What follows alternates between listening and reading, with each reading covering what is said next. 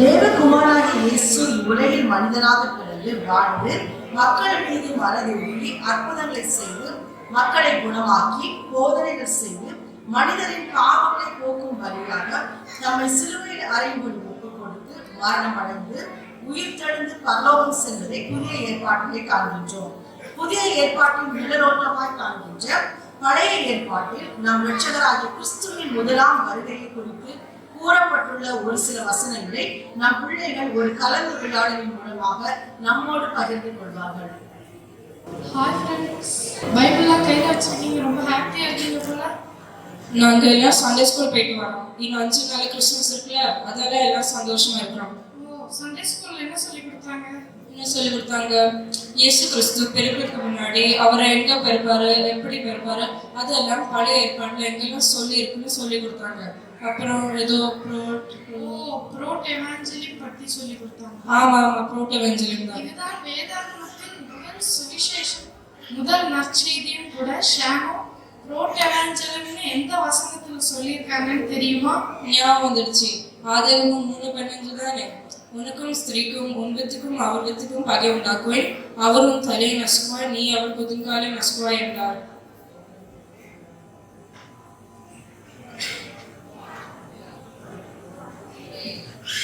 Okay இந்த வசனத்தை கேட்கும்போது இன்னொரு வசனம் ஞாபகத்துக்கு வருது. அதாவது இந்த வசனத்துல இயேசு கிறிஸ்து ஸ்ரீன் இடத்துல பிறப்பார்னு சொல்லியிருக்காங்க. இதே மாதிரி உள்ள இன்னொரு வசனம் நமக்கு அடையாளமா கொடுக்கப்பட்டிருக்கு. அது எனக்கு தெரியுமா? எனக்கு தெரியும், நான் சொல்லட்டுமா? ஏசாயா 3:14 ஆதலால் ஆண்டவர் தாமே உங்களுக்கு ஒரு அடையாளத்தை கொடுப்பார், இதோ ஒரு கர்ப்பிணியை கர்ப்பவதியாகி ஒரு குமாரனை பெறுவார், அவருக்கு இம்மானுவேல் என்று பெயரிடுவார்.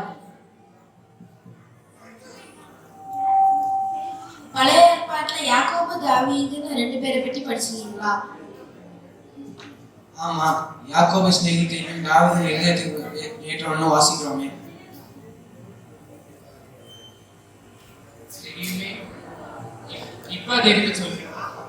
ஏன்னா யோகா புத்தகத்துல இருந்தா இயேசு கிறிஸ்து பிறப்பார் என்று வசனம் இருக்குது.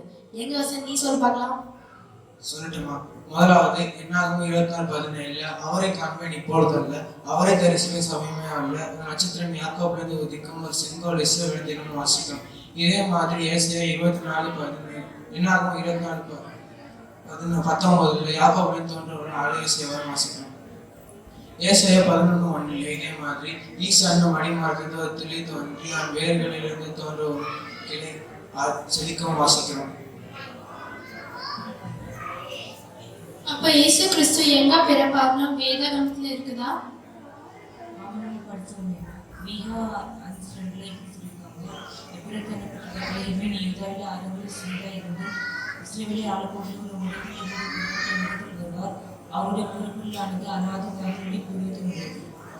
இயேசு கிறிஸ்துவின் பிறப்பினால என்ன நடக்கும், அப்புறமா இயேசு கிறிஸ்து நமக்கு எப்படிப்பட்டவரா இருப்பாருன்னு யாராச்சும் தீர்க்க தரிசனமா சொல்லியிருக்காங்களா? சொல்லியிருக்காங்க. சுமார் 700 வருஷத்துக்கு முன்னாடி ஏசாயா தீர்க்கதரிசி இப்படி சொல்லியிருக்காரு. ஏசாயா 9:2 இருளில் நடக்கிற ஜனங்கள் பெரிய வெளிச்சத்தை கண்டார்கள், மரண இருள் தேசத்தில் இருக்கிறவர்களின் மேல் வெளிச்சம் பிரகாசித்தது.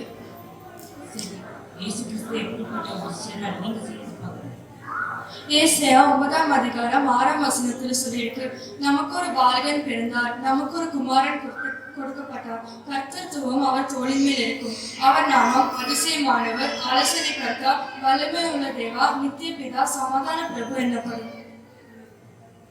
இயேசு கிறிஸ்துவுக்கு முன் தூதன் யாருன்னு தெரியுமா? என்ன யோசிக்கிற ஜெரிமி? என்ன இப்படி கேட்டுட்டேன்? எனக்கு தெரியும், நானே சொல்றேன். மீகா 3:1 இப்ப இருக்கு, இதோ நானே தூதனை அனுப்புகிறேன், அவனின் முன்பாக போய் வழியை ஆயத்தம் பண்ணுவான், அப்பொழுது நீங்கள் தேடுகிற ஆண்டவரும் நீங்கள் விரும்புகிற உடன்படிக்கையின் தூதனுமானவர் தம்முடைய ஆலயத்துக்கு தீவிரமாய் வருவார், இதோ வருகிறார் என்று சேனைகளின் கர்த்தர் சொல்லுகிறார். இப்ப நான் ஒரு வசனம் சொல்றேன்.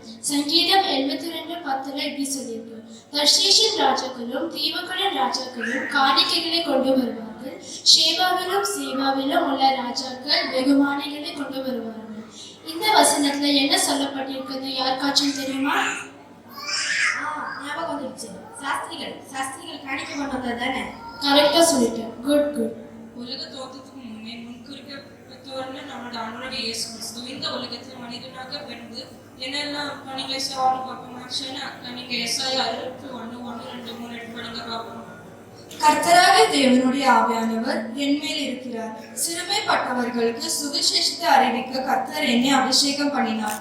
இருதயம் நொறுங்குண்டவர்களுக்கு காயப்பட்டுதலையும், சிறைப்பட்டவர்களுக்கு விடுதலையையும், கட்டுண்டவர்களுக்கு கட்டவிழ்த்தலையும் கூறவும், கர்த்தருடைய அனுகிரக வருஷத்தையும் நம்முடைய தேவன் நீதி சரிக்கட்டும் நாளையும் கூறவும், துயரப்பட்ட அனைவருக்கும் ஆறுதல் செய்யவும், சீயோனிலே துயரப்பட்டவர்களை சீர்படுத்தவும், அவர்களுக்கு சாம்பலுக்கு பதிலாக சிங்காரத்தையும், துயரத்துக்கு பதிலாக ஆனந்த தைலத்தையும், ஒடுகின்ற ஆவிக்கு பதிலாக துதியின் உடையையும் கொடுக்கவும் அவர் என்னை அனுப்பினார்.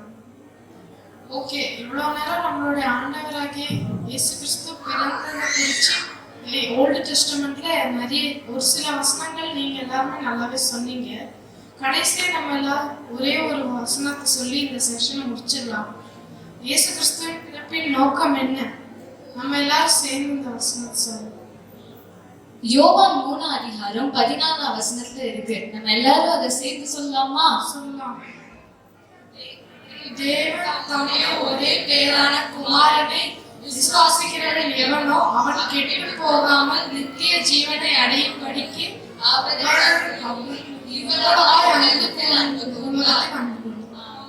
ஆமென்.